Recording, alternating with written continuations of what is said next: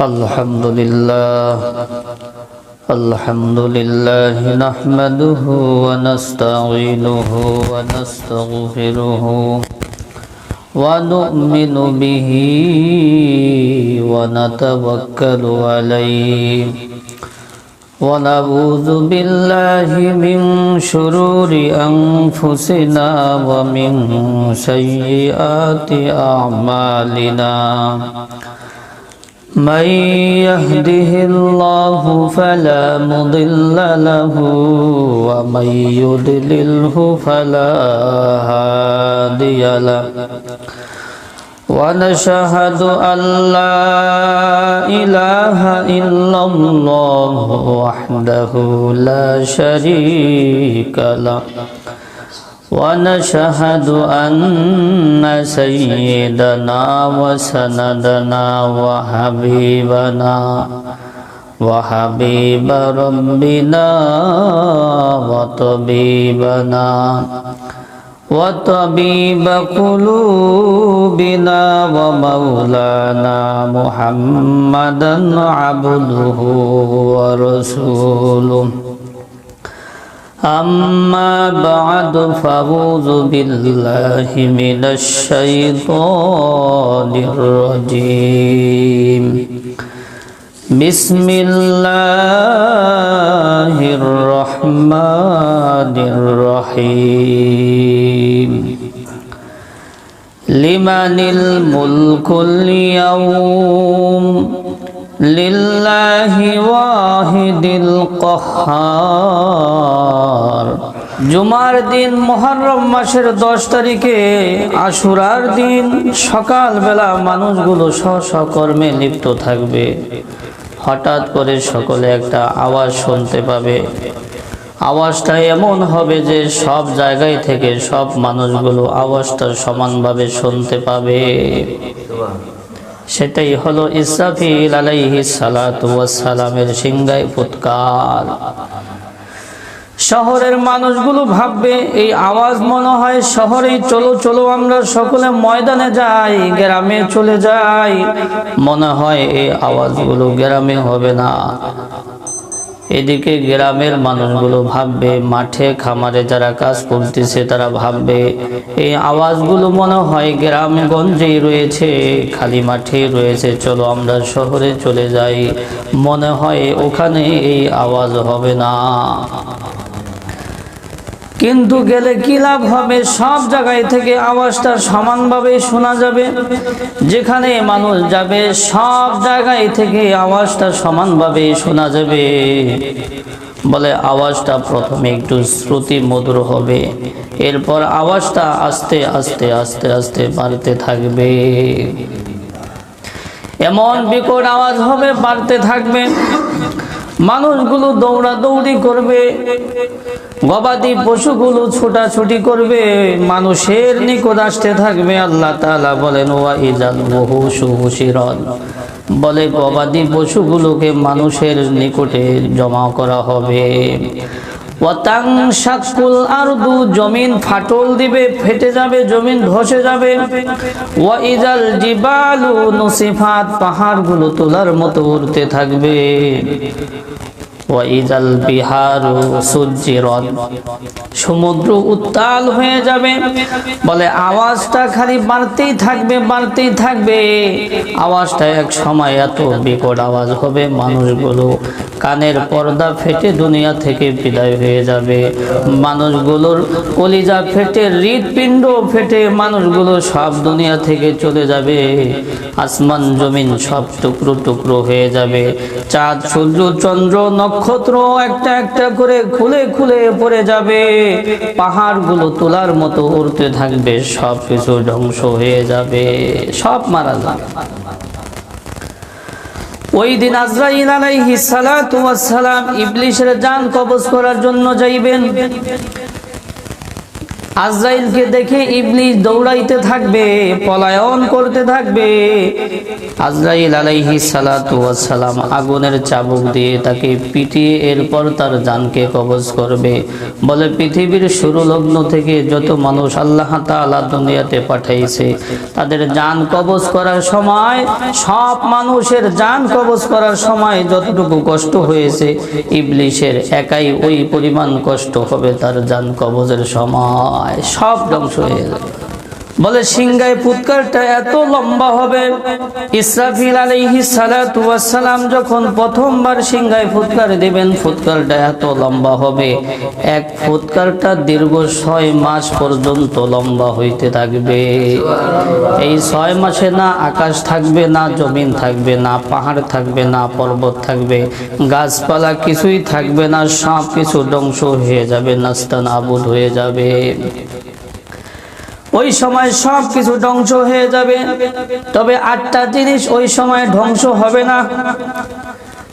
1 নম্বর হইল আরশ, 2 নম্বর হইল কুরসি, 3 নম্বর লৌহে মাহফুজ, 4 নম্বর কলম, 5 নম্বর জান্নাত, 6 নম্বর জাহান্নাম, 7 নম্বর সিংহা, 8 নম্বর রূহ, আত্মা। তবে আত্মাগুলো বেহুশ হয়ে যাবে। তবে কারো কারো মতে 8টা জিনিসও কিছু সময়ের জন্য অদৃশ্য হয়ে যাবে। যাই হোক, সব কিছু ধ্বংস হয়ে যাবে। ভূমণ্ডল এবং আকাশমণ্ডলে যা কিছু আছে সব কিছু ধ্বংস হয়ে যাবে, কিছুই থাকবে না। ওই দিন থাকবে একমাত্র আমার মালিক আল্লাহ তাআলা। আল্লাহ তাআলা ওই দিন হুঙ্কার দিবেন, হে দুনিয়ার বাদশারা তোমরা কোথায়? আজ রাজত্ব কার? হে দুনিয়ার সাম্রাজ্যবাদীরা, আজ রাজত্ব কার? হাদিসের মধ্যে আসছে এই শব্দটা আল্লাহ পাক রব্বুল আলামিন 3 বার বলবেন, কিন্তু কোনো উত্তর আসবে না। ওই সময় আল্লাহ পাক রব্বুল আলামিন নিজেই বলবেন, লিমানিল মুলকুল ইয়াউম লিল্লাহি ওয়াহিদিল কাহ্হার। আজ রাজত্ব হইল একমাত্র আল্লাহ তাআলার। লিমানিল মুলকুল ইয়াউম লিল্লাহি ওয়াহিদিল কাহ্হার। আজ রাজত্ব হইল একমাত্র আল্লাহ তাআলার, পরাক্রমশালী আল্লাহ তাআলার। বলে পৃথিবীর কেউ বেঁচে থাকবে না, সব কিছু ধ্বংস হয়ে যাবে। এইভাবে দীর্ঘ সময় পার হয়ে যাবে। কত সময় পার হবে তার বিবরণ আসে নাই, একমাত্র আল্লাহ তাআলাই জানেন কত সময় পার হয়ে যাবে। এরপর আল্লাহ পাক রব্বুল আলামিন পুনরায় আবার সৃষ্টি শুরু করবেন। সব কিছু ধ্বংস হয়ে যাওয়ার পরে পুনরায় আল্লাহ তাআলা সৃষ্টি শুরু করবেন, নতুন করে সৃষ্টি শুরু করবেন। প্রথমে আসমান সৃষ্টি করবেন, জমিন সৃষ্টি করবেন, ফেরেশতাদেরকে সৃষ্টি করবেন। এরপর মানুষের মেরুদণ্ডের হাড় প্রথমে সৃষ্টি করবেন। মেরুদণ্ডের হাড় সৃষ্টি করে আল্লাহ পাক রব্বুল আলামিন হাড়ের সাথে মাংস, পিণ্ড, রক্ত, বাকি অঙ্গ প্রত্যঙ্গগুলো সৃষ্টি করবেন। এরপর আল্লাহ পাক রব্বুল আলামিন সমস্ত রূহগুলোকে ইসরাফিল আলাইহিস সালাতু ওয়াস সালামের সিংহার মধ্যে ঢুকায়া ইসরাফিল আলাইহিস সালাতু ওয়াস সালামকে বলবে, জোরে ফুৎকার মারো। জোরে ফুৎকার মারবে ইসরাফিল আলাইহিস সালাতু ওয়াস সালাম। আল্লাহ পাক রব্বুল আলামিন বলবেন, আমার মর্যাদার শপথ, কোন রূহ তার দেহের মধ্যে প্রবেশ করতে আজকে ভুল করবে না। সব রূহগুলো শরীরে প্রবেশ করবে। বলে ইসরাফিল আলাইহিস সালাতু ওয়াস সালামের সিংহায় এতগুলো ছিদ্র থাকবে। পৃথিবীর শুরু লগ্ন থেকে কিয়ামত পর্যন্ত যত মানুষ আসবে, প্রত্যেকটা মানুষের একটা রূহ আছে, ঠিক না? বলে রূহুর সংখ্যার পরিমাণ যত ইসরাফিল আলাইহিস সালাতু ওয়াস সালামের তার সিংহার ছিদ্রগুলো থাকবে ওই পরিমাণ। তাহলে সিংহা কত বড় হবে? সিংহা কত বড় হবে? বলে যত মানুষ রয়েছে, যত মানুষের রূহ রয়েছে, রূহুর সংখ্যা পরিমাণ ইসরাফিল আলাইহিস সালাতু ওয়াস সালামের সিংহায় ছিদ্র থাকবে। ইসরাফিল আলাইহিস সালাতু ওয়াস সালাম সিংহায় ফুৎকার দেওয়ার সাথে সাথে ওই রূহগুলো পাখি যেমনি ভাবে তাদের নিড়ে যায়, বাসার মধ্যে যায়, পঙ্গপালের মতো ওই রূহগুলো নিজ নিজ শরীরের মধ্যে প্রবেশ করবে। একটাও বাইরে থাকবে না, সব কি ভিতরে প্রবেশ করবে। এই হলো দ্বিতীয় ফুৎকার। দ্বিতীয় ফুৎকার। প্রথম ফুৎকারে কি হয়ে গেছে? কিয়ামত হয়ে গেছে। দ্বিতীয় ফুৎকারে সব জীবিত হয়ে যাবে, মানে রূহগুলো দেহের মধ্যে দেওয়া হবে। রূহ যখন দেওয়া হবে, আল্লাহ পাক রব্বুল আলামিনের পর মানুষগুলোকে আবার জমিন থেকে উঠাইবেন। আল্লাহ পাক রব্বুল আলামিন ইসরাফিল আলাইহিস সালাতু ওয়াস সালামকে আবার সিংহায় ফুৎকার দিতে বলবেন। ইসরাফিল আলাইহিস সালাতু ওয়াস সালাম সিংহায় ফুৎকার দিলে মানুষগুলো ঘাসের মতো এইভাবে গজায় উঠবে। মানুষের দেহের কিছু থাকবে না, উলঙ্গ থাকবে। আল্লাহ পাক রব্বুল আলামিন বলেন, কামা বাদানা আউয়ালা খালকিন নুঈদু, আমি মানুষগুলোকে যেভাবে প্রথমবার সৃষ্টি করেছি আমি ওইভাবে সৃষ্টি করব, ওইভাবে সৃষ্টি করে মানুষগুলোকে উঠাইব। অর্থাৎ নগ্ন, উলঙ্গ, খাতনাবিহীন, লোমবিহীন, তবে মাথার চুল এবং দাঁত থাকবে, মাথার চুল এবং দাঁত থাকবে। যাই হোক, সর্বপ্রথম কবর থেকে উঠবেন মুহাম্মাদুর রাসূলুল্লাহ সাল্লাল্লাহু আলাইহি ওয়াসাল্লাম। এরপর ঈসা আলাইহিস সালাতু ওয়াস সালাম উঠবেন। এরপর সকল নবীগণ, মুমিনগণ, নেককার শহীদগণ। এরপর সর্বশেষ কবর থেকে উঠবে হলো কাফের মুশরিকরা। সকলেই কবর থেকে উঠে যাবে তৃতীয় ফুৎকার দিলে। তৃতীয় ফুৎকার দিলে সকলেই কবর থেকে উঠে যাবে। হযরত আবু বকর রাদিয়াল্লাহু তাআলা আনহু এবং হযরত ওমর রাদিয়াল্লাহু তাআলা আনহু রাসূলুল্লাহ সাল্লাল্লাহু আলাইহি ওয়াসাল্লাম এবং ঈসা আলাইহিস সালাতু ওয়াস সালামের মাঝে থাকবেন। আর প্রত্যেক উম্মতগুলো তাদের স্ব নবীর নিকটে থাকবেন। সকলেই উঠে যাবে, হাসরের ময়দান কায়েম হয়ে যাবে। হাসরের ময়দান কি? হাসরের ময়দান কায়েম হয়ে যাবে। মানুষগুলো থরথর করে কাঁপতে থাকবে। প্রশ্ন হয়, মানুষগুলো উলঙ্গ হয়ে উঠবে, একজন কি আরেকজনের দিকে তাকাবে না, তাকানোর সুযোগই পাবে না। এমন ভয়, আকাশ থেকে গুরুম গুরুম শব্দ আসবে, বিদ্যুৎ চমকাইতে থাকবে। মানুষগুলোর দৃষ্টি আকাশের দিকে থাকবে। যদি কারো দৃষ্টি নিচের দিকে থাকে তাইলে কাম ভাব সৃষ্টি হবে না, যে একটা শাহওয়াত এটাও সৃষ্টি হবে না। কারণ ওই দিন খুবই কঠিন একটা পরিস্থিতি হবে। আল্লাহ পাক রব্বুল আলামিন বলেন, ইয়াউমা ইয়াফিরুল মারউ মিন আখিহি ওয়া উম্মিহি ওয়া আবি ওয়া সাহিবাতিহি ওয়া বানি লিকুল্লি ইমরিইম মিনহুম ইয়াউমা ইযিন শাআনুন ইউগনি। আল্লাহ পাক রব্বুল আলামিন বলেন, ওদিন মানুষগুলো তার ভাই থেকে পলায়ন করবে, মা ছেলে থেকে পলায়ন করবে, ছেলে মা থেকে পলায়ন করবে। কেউ কাউকে পরিচয় দিতে চাবে না, প্রত্যেকেই নিজেকে নিয়ে ব্যস্ত হয়ে যাবে। কিভাবে নিজেকে বাঁচাইবে, কিভাবে নিজেকে বাঁচাইবে, আবার তাকান সুযোগ আছে কি? হাসরের ময়দান কায়েম হয়ে যাবে। হোক সূর্যটা হাসরের ময়দানে 1 মাইল উপরে থাকবে। ওই দিন সকল মানুষগুলো এমন পেরেশানি হবে, বলে যারা নবী রয়েছে, সিদ্দিকগণ, শহীদগণ, তাদেরও ঘাম পায়ের টাকনু পর্যন্ত হবে। আর প্রত্যেক মুমিনের ঘাম তাদের আমল অনুযায়ী হবে, কারো হাঁটু পর্যন্ত, কারো কোমর পর্যন্ত, কারো বুক পর্যন্ত। আর যারা কাফের মুশরিক, ঘামের সমুদ্রের মধ্যে হাবুডুবু খাইতে থাকবে।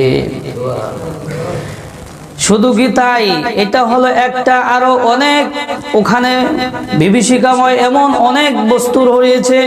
মানুষগুলো তৃষ্ণায়, ক্ষুধার তাড়নায় মানুষগুলো জমিনের মাটিগুলো খাইতে থাকবে, জমিনের মাটিগুলো খাইতে থাকবে। এভাবে 2-1টা দিন অতিবাহিত হবে না, দীর্ঘ 1000 বছর পর্যন্ত হাসরের ময়দানে থাকতে হবে।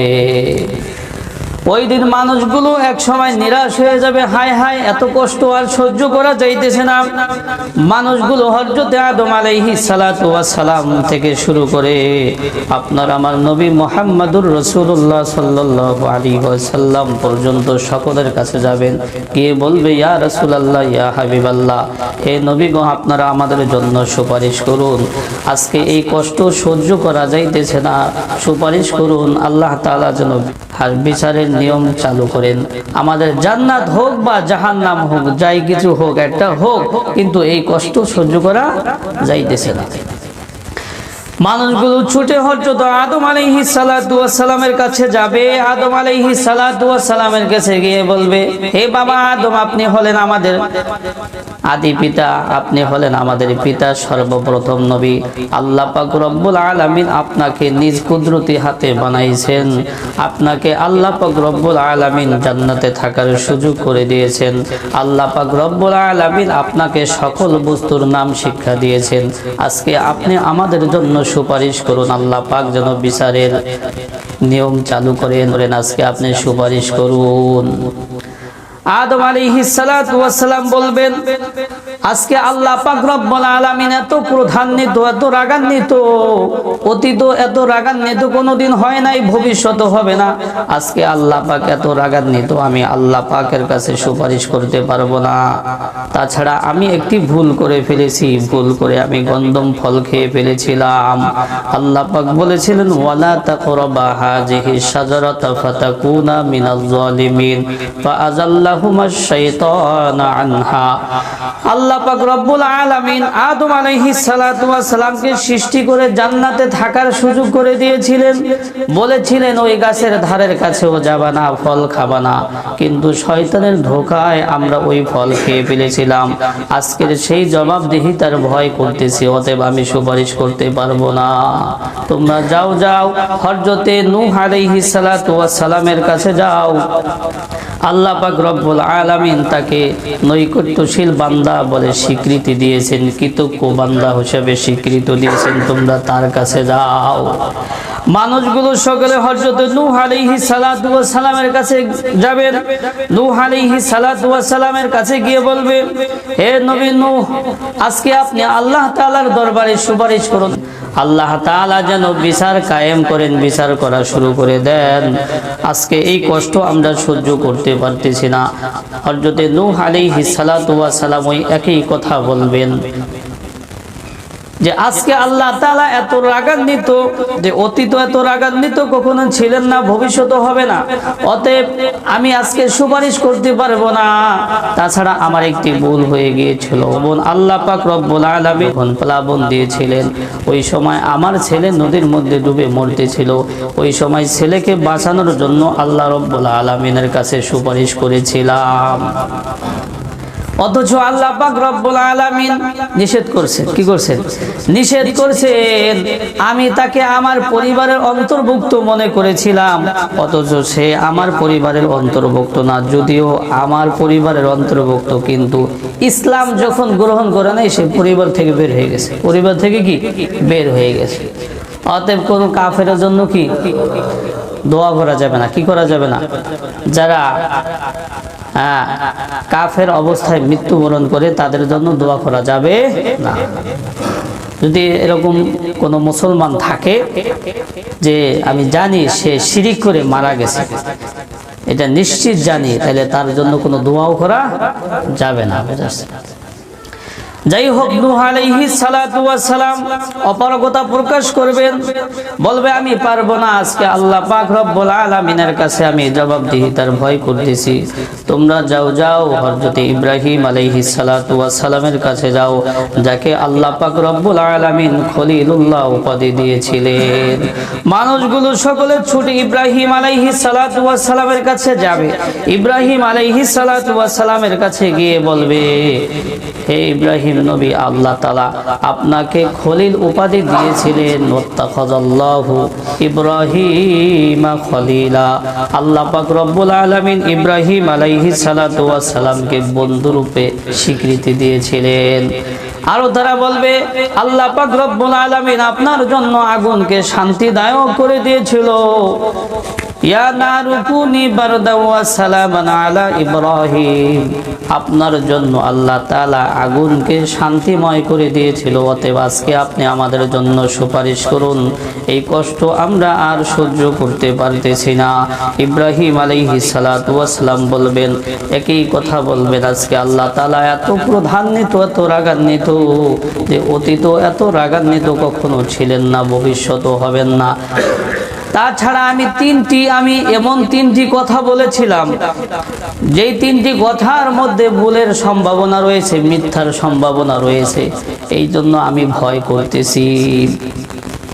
একটা কথা হইল, কাফেররা ঈদের দিন তারা ঈদ পালন করবে, সুস্বাদু খাবার রান্না করে তারা মূর্তিগুলোর সামনে রেখেছিল। রাখার পরে মূর্তির ঘরের দরজা তালাবদ্ধ করে তারা ঈদ পালন করার জন্য তারা ময়দানে যাবে, মাঠে যাবে। তখন ইব্রাহিম আলাইহিস সালাতু ওয়াস সালামকেও বলেছিল তুমিও আমাদের সাথে চলো। ওই সময় ইব্রাহিম আলাইহিস সালাতু ওয়াস সালাম তারকার দিকে তাকিয়ে বলেছিলেন আমি অসুস্থ। ফানাযারা নাযরাতান ফিন নুজুমি ফাকালা ইন্নী সাকিম। ইব্রাহিম আলাইহিস সালাতু ওয়াস সালাম তারকার দিকে তাকিয়ে বলেছিলেন আমি অসুস্থ। একটা আরেকটা হইল, যখন তারা ঈদ পালন করতে গেল, মূর্তিগুলো খাবার দিছে, খাবার খাইতেছে না, সে ঘরের দরজা ভেঙ্গে এরপর ওখানে প্রবেশ করলো, গিয়ে বলতেছে হে মূর্তিগুলো, তোমাদের সম্মুখে এত সুস্বাদু খাবার দেওয়া হয়েছে, তোমরা কেন খাবার খাচ্ছ না? তোমরা খাবার খাও।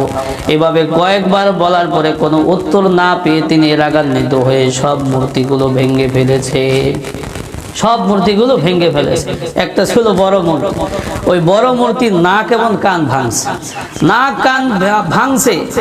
এরপর তার কাঁধে উঠাল কি করছে? রাইখা দিচ্ছে। তারা ঈদ পালন করে এসে বলতেছে হায় হায় আমাদের প্রভু, আমাদের খোদাগুলোকে এই সর্বনাশ কে করলো? ইব্রাহিম আলাইহিস সালাতু ওয়াস সালাম বলছেন যে এই বড়টাই ভাঙছে, এই বড়টাই ভাঙছে। তোমরা তাদেরকে জিজ্ঞাসা করো কে ভাঙছে। এই একটা কি রয়েছে? মিথ্যার সম্ভাবনা রয়েছে। আরেকটা হইল, ইব্রাহিম আলাইহিস সালাতু ওয়াস সালাম তার স্ত্রী, চাচাতো বোন, তার স্ত্রী সারা আলাইহিস সালাতু ওয়াস সালামকে সঙ্গে নিয়ে মিশরের উদ্দেশ্যে সফর করতেছিলেন। ওই মিশরও একজন জালেম বাদশা ছিল, যেই জালেম বাদশা কোনো সুন্দরী মেয়ে পেলেই তার সাথে খারাপ কাজ করতে চাইতো। যদি ওই মেয়ের সাথে, সুন্দরী মেয়ের সাথে স্বামী থাকতো তাহলে স্বামীকে হত্যা করে ফেলতো, আর অন্য কোনো আত্মীয় স্বজন থাকলে তাদেরকে টাকা পয়সা দিয়ে রাজি করাইতো। যখন মিশর অতিক্রম করবে তখন এই সংবাদ ওই জালেম বাদশার কাছে পৌঁছে গেল যে সারা ছিল অনেক সুন্দরী। সারা কি ছিল? অনেক সুন্দরী। যে ওই সংবাদ ওই জালেম বাদশার কাছে পৌঁছে গেল। তখন জালেম বাদশা তাদেরকে ডাকলেন। এদিকে ইব্রাহিম আলাইহিস সালাতু ওয়াস সালাম জানতে পারলেন যে স্বামী পরিচয় দিলে হত্যা করে ফেলবে, স্বামী পরিচয় দিলে কি হত্যা করে ফেলবে। এই জন্য তিনি বলছে আমি তার ভাই। স্ত্রীকেও শিখাই দিয়েছে তোমাকে যদি জিজ্ঞাসা করে তুমি বলবা কি আমার ভাই। ঠিক আছে, ভাই এক হিসাবে চাচাতো ভাই বোন এটা হইতে পারে। আর আল্লাহ তাআলা বলছে ইন্নামাল মুমিনুনা ইখওয়া। তাইলে এই যে স্ত্রীকে ভাই বলছে, একটা কি রয়েছে? এই ঘটনা অনেক বড় দিকে যাব না, মিথ্যার সম্ভাবনা রয়েছে। তো ইব্রাহিম আলাইহিস সালাতু ওয়াস সালাম বলবেন আমি তিনটা কথা এমন বলেছি যে তিনটা কথার মধ্যে মিথ্যার সম্ভাবনা রয়েছে, এই জন্য আমি আজকে সুপারিশ করতে পারবো না। তোমরা যাও হযরত মূসা আলাইহিস সালাতু ওয়াস সালামের কাছে যাও। মূসা আলাইহিস সালাতু ওয়াস সালামের কাছে গিয়ে বললে মূসা আলাইহিস সালাতু ওয়াস সালাম একই কথা বলবে, সাথে সাথে বলবে আমি একটা ভুল করে ফেলেছি, এক থাপ্পড় দিয়ে কিপ্তিকে মেরে ফেলেছি, এক থাপ্পড় দিয়ে কিপ্তিকে মেরে ফেলেছি। আজকে আল্লাহ তাআলা যদি আমাকে পাকড়াও করেন তাহলে আমি কি জবাব দিব? এই জন্য আমি ভয় করতেছি, আমি আজকে সুপারিশ করতে পারবো না। তোমরা যাও হযরত ঈসা আলাইহিস সালাতু ওয়াস সালামের কাছে যাও। ঈসা আলাইহিস সালাতু ওয়াস সালামের কাছে গেলে ঈসা আলাইহিস সালাতু ওয়াস সালাম একই কথা বলবে, সাথে সাথে বলবে মানুষগুলো আমাকে মিথ্যা তুহমাত দিয়েছে, কখনো আমাকে খোদা বলেছে, কখনো আমাকে খোদার পুত্র বলেছে। আজকে এই জবাবদিহিতার ভয় আমি করতেছি, অতএব আমি সুপারিশ করতে পারবো না। তোমরা যাও হযরত মুহাম্মদুর রাসূলুল্লাহ সাল্লাল্লাহু আলাইহি ওয়াসাল্লামের কাছে যাও। নবী মুহাম্মদুর রাসূলুল্লাহ সাল্লাল্লাহু আলাইহি ওয়াসাল্লামের কাছে এসে যখন বলবে ইয়া রাসূলুল্লাহ ইয়া হাবিবাল্লাহ, আজকের এই কঠিন পরিস্থিতিতে আপনি একমাত্র সুপারিশ করতে পারবেন, কারণ আল্লাহ পাক রব্বুল আলামিন আপনার আগের পরের সব গুনাহকে ক্ষমা করে দিয়েছেন। লিয়াগফিরাল্লাহু লাকা মা তাকদ্দামা মিন যামবিকা ওয়া মা তাআখার। আল্লাহ পাক নবীর আগের পরের সব গুনাহ কি করছেন? করছে? ক্ষমা করে দিয়েছে। আজকে আপনি একমাত্র সুপারিশ করতে পারবেন, আপনি হলেন শেষ নবী। তখন মুহাম্মদুর রাসূলুল্লাহ সাল্লাল্লাহু আলাইহি ওয়াসাল্লাম বলবেন, হ্যাঁ আজকে সুপারিশ করা এটা আমার দায়িত্ব, এটা আমার কর্তব্য। এরপর আল্লাহর হাবিব মুহাম্মদুর রাসূলুল্লাহ সাল্লাল্লাহু আলাইহি ওয়াসাল্লাম আকাশের থেকে মনোনিবেশ করবেন। আল্লাহ পাক রব্বুল আলামিন একটা বোরাক পাঠাইবেন জিবরাইলের মাধ্যমে। ওই বোরাকে উঠে তিনি আসমানের দিকে রওনা করবেন। যখন আসমানে যাবেন, আসমানে গিয়ে সুন্দর একটা ঝাঁকজমকপূর্ণ ঘর সেখানে প্রবেশ করবেন। বলে ঘরটা এত জ্যোতিময় হবে, নিচ থেকে দেখা যাবে। ওই ঘরের মধ্যে প্রবেশ করবেন। ওই ঘরের নাম হইল মাকামে মাহমুদ। মাকামে মাহমুদ। আল্লাহ পাক বলেন, ওয়া মিনাল লাইলি ফাতাহাজ্জাত বিহি নাফিলাতাল লাক আসা আইয়াবআসাকা রাব্বুকা মাকামাম মাহমুদা। এটা একমাত্র আমাদের নবীকে দান করেছেন। নবীর রাত্রি জাগরণ, রাত্রি ইবাদত এবং তাহাজ্জুদের বদৌলতে আল্লাহ পাক এই মাকামে মাহমুদ দান করেছেন। যাই হোক, এরপর নবী মুহাম্মদ রাসূলুল্লাহ সাল্লাল্লাহু আলাইহি ওয়াসাল্লাম আল্লাহ পাক রব্বুল আলামিনের আরশের দিকে মনোনিবেশ করবেন। তখন আল্লাহ পাক রব্বুল আলামিনের নূরের তাজাল্লি এটা দেখে নবী সাল্লাল্লাহু আলাইহি ওয়াসাল্লাম 7 দিন পর্যন্ত সিজদানবত থাকবেন, সিজদায় পড়ে থাকবেন। 7 দিন পরে আল্লাহ পাক রব্বুল আলামিন বলবেন, হে নবী আপনি মাথা উঠান, আপনি মাথা উঠান। আজকে আপনি যা বলবেন শুনবো, যা বলবেন শুনবো, যা চাইবেন দিব, যা সুপারিশ করবেন কবুল করব। তখন আল্লাহর হাবিব বলবেন, ইয়া রব্বুল আলামিন আপনি জিবরাইলের মাধ্যমে ওয়াদা করেছিলেন আমি হাসরের ময়দানে যা চাবো আপনি পূরণ করবেন। আল্লাহ পাক রব্বুল আলামিন তখন বলবেন, হ্যাঁ আমি ঠিকই বলেছি, আজকে আমি আপনার ওয়াদা পূরণ করব। আপনি জমিনে চলে যান আর বান্দাদেরকে সুসংবাদ দেন গিয়ে যে তাদের প্রত্যেকের আমল অনুযায়ী ফলাফল দেওয়া হবে, প্রত্যেকের আমল অনুযায়ী ফলাফল দেওয়া হবে।